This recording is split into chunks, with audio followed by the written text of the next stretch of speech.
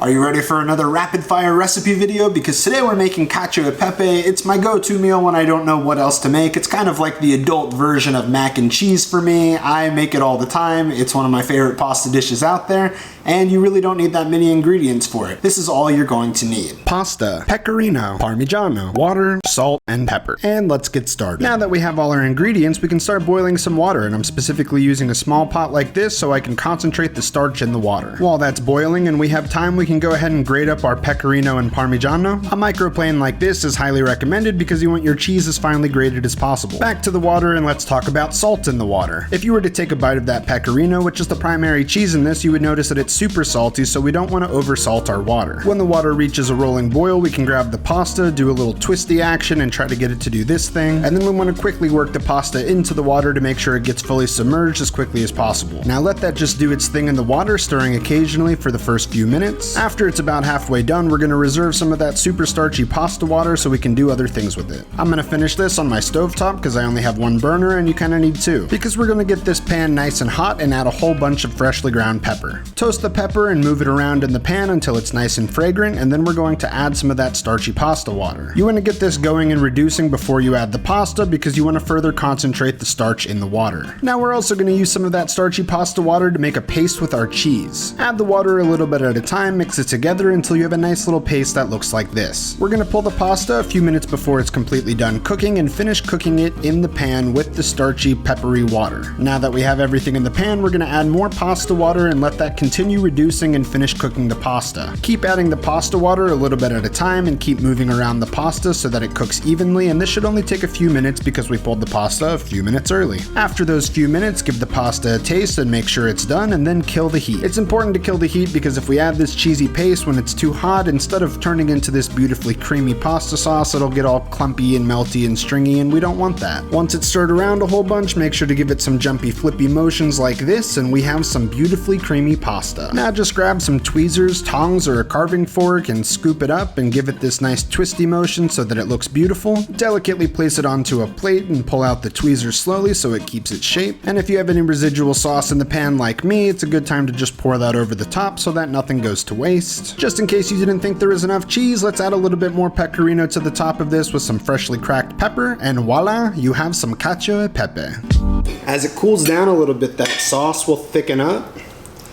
Just creamy as can be. Cheers. This is amazing. Go try it out. Feel free to ask questions, and I'll see you in the next video.